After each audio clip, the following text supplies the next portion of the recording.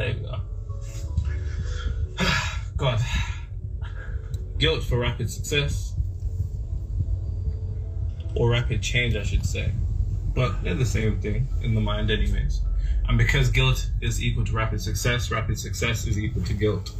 So then in order to avoid feeling guilty, because nobody wants to feel guilty, the mind, in order to alleviate its guilt, will indirectly avoid that guilt by avoiding indirectly rapid success and change, unfortunately. Now the second thing is actually a knock-on effect of the first thing, and that is discomfort.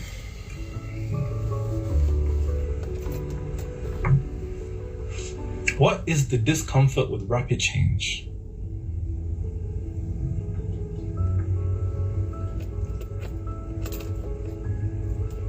What is the discomfort with rapid change? Let's think about this. Let's say that you were able to materialize whatever money is that you want to be making, the type of relationship that you want to materialize, the type of career that you want to materialize, the career promotion that you want to materialize. If things were to change very quickly, knowledge playing.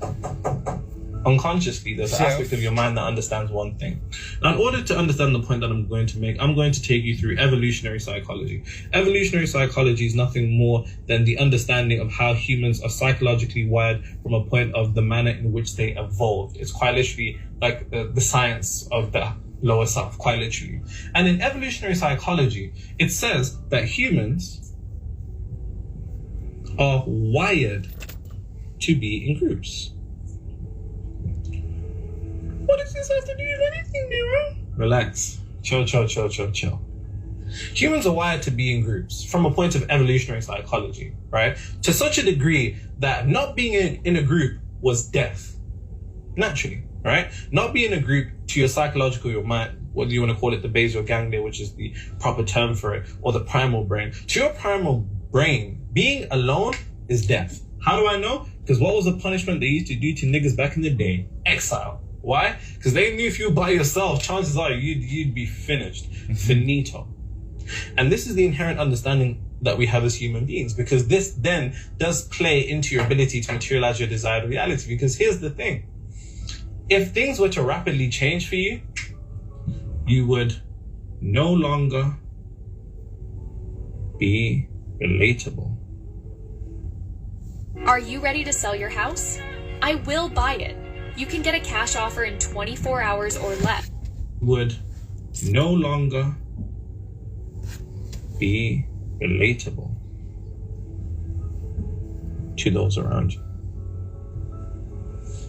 And unfortunately, relatability is a part of the main reason that we are in groups socially. And if you're no longer relatable to those around you, then that means you're going to be alone. And like I just said, alone to the brain is interpreted as death.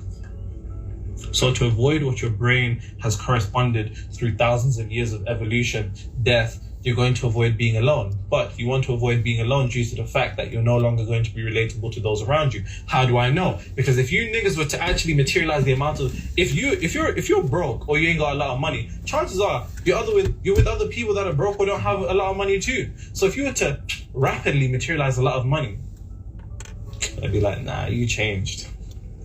Nah, you went Hollywood. Nah, you changed. In the hood, you changed is death. Quite literally. Quite literal death in the hood is you changed. And how do I know? Because I've seen niggas say this to each other. You changed. Then they're like, no, I don't want to change. So they end up staying within the same collective consciousness. Because here's the thing. Now, this is from a point of evolutionary psychology, but if we look at it, this is nothing more than a collective consciousness. The collective consciousness to which you're in right now is opposed to the idea of change. And it's opposed to the idea of change because it's the collective. It would no longer be the collective if an individual is opposed to the collective consciousness. And let's be real, if your friends are having the absolute worst fucking time dating and then you go jump into a healthy relationship, you're gonna be a bit uncomfortable. Because when they're talking about, he's cheated on me for the 500th time, and he's driven my car, and I saw her on Drake's yacht, like it's just a mad thing, like. Meanwhile, your whole time you're happy. You're like, got nothing to do with me. You know what I mean? Or you're talking about the advancement of your career. Meanwhile, you know people that are struggling to be in careers. There's the discomfort, which is intertwined to the guilt. When you materialize that amount of money and you're the only nigga that's getting money around the people that you know, there's inherent discomfort. Why? Because this is something that we actually experience as human beings. And this is called survivor's guilt. But hey, you got survivor's guilt ahead of time. And because you got survivor's guilt ahead of time, you vibrationally self-sabotage the potentiality of things changing quickly because you're still waiting for those around you to catch up to the same speed as you. And that is a fucking bar. Please write that down. And when you actually think about it, like, it's very, very deep. Like, there's an aspect of you. Nobody wants to be alone in any endeavor. If you're in a healthy relationship, you want those around you to be in a healthy relationship. If you're getting money, you want those around you to be getting the same or more money. Same thing. If you're in a certain career, you want everybody that you know to be in a certain career position and whatnot. But if you know that inherently they're not, you got survivor's guilt. And if you got survivor's guilt ahead of time, you're still waiting for those to catch up to your frequency. But the truth of the matter is they might never. They might never. And that, of course, discomfort with rapid change then also plays into the idea of no longer being relatable. And here's the thing. There's an aspect of you that would rather be relatable than change your reality. And that's the honest thing that you have to come to a conclusion of yourself.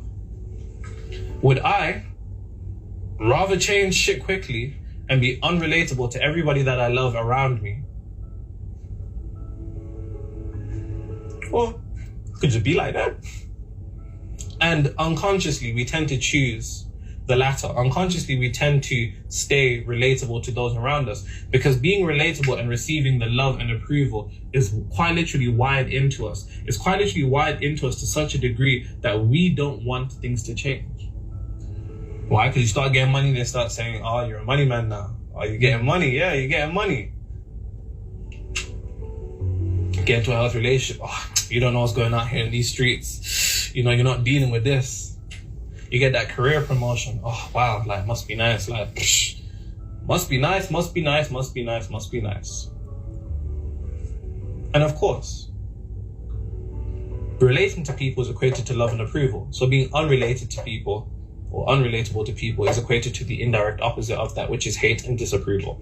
And you need to be honest with yourself, nigga. You would rather be loved and approved, but not change as quickly as you want. Now, I can't do anything for you on that front. That's a conclusion that you need to come to yourself. And like I told you in this at the start of this video, the things that are affecting your ability to change things quickly aren't even necessarily interconnected to the idea of time, but it's interconnected to the definitions that we unconsciously give ourselves. Because the definitions that we unconsciously give ourselves unconsciously rule us. And that's also a bar. If you're over 35 years old and have 0 DUIs in the last 5 years, and that's also a bar. Got commercials.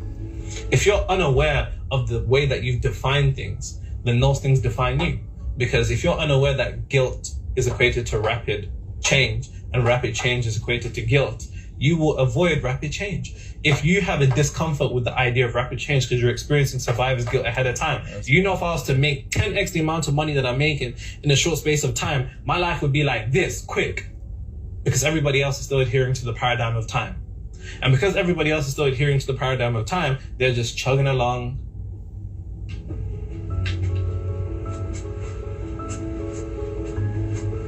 Very fucking slowly. And because they're chugging along very slowly, you know that it would be too much for your brain. Quite literally too much.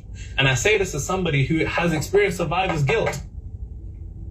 I was chatting to my older ones, and he said some shit to me. He was like, yo, you think you're the first nigga to be lit quickly? And him saying that was his ultimatum of the two paths that we can go down. We can either be guilty about the success that we know we're able to materialize quickly ahead of time and get comfortable with that change, or Be uncomfortable with it and just be able to be relate to everybody else around you. And this happens again and again and again and again and again.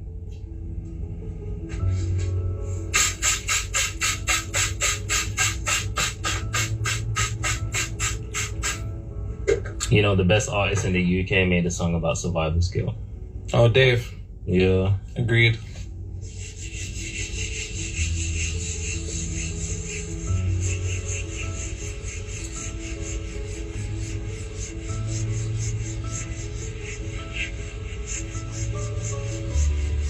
Don't get grabbed in a party or you're lacking and you'll die for a wine like Joffrey Baratheon. No, I'm not going to watch Game of Thrones. You actually have to watch Game of Thrones because I'm watching Breaking Bad now. I'm finally doing it. So you have to watch Game of Thrones. I wanted you to watch Interstellar and maybe I'll watch I'm not watching fucking Interstellar for Game of Thrones. That's ridiculous. See? Series for series. That's fair. Everyone in the comments will agree that Breaking Bad is 10 times better. I've had to suffer with Skylar. I've had to suffer. Nah, Skylar is bad. But guys are riding horses in snow for the first episode. Like, it's so boring. Bro, I'm telling you. When you lock in, I'm telling you, bro. It's taken me how long to watch Breaking Bad? But I'm doing it now. I'm on like season 3. You know who's my favorite person? Hey. Gustavo. Yeah, Gustavo Fring. I think it's so hard. He's so set. He's too certified.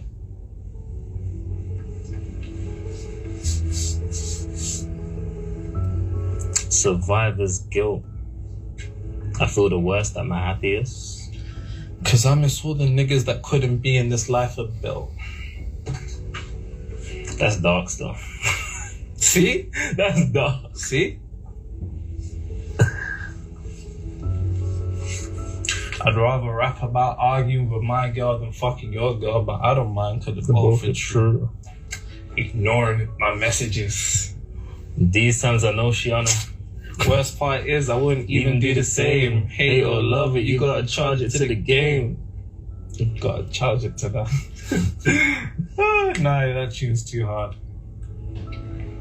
So, to kind of spin back to another point that I was making earlier. So, of course, there's one, the adhering to limitation. Then there's the guilt associated with rapid change. Then there's the discomfort associated with rapid change. And a point that I touched upon that I like to spin back to is the idea of earning it. Cause girl, you're perfect. You're always worth it. And you deserve it. It's the idea of earning it, quite literally. Because here's the thing, and this is typically through observation. It's either through observation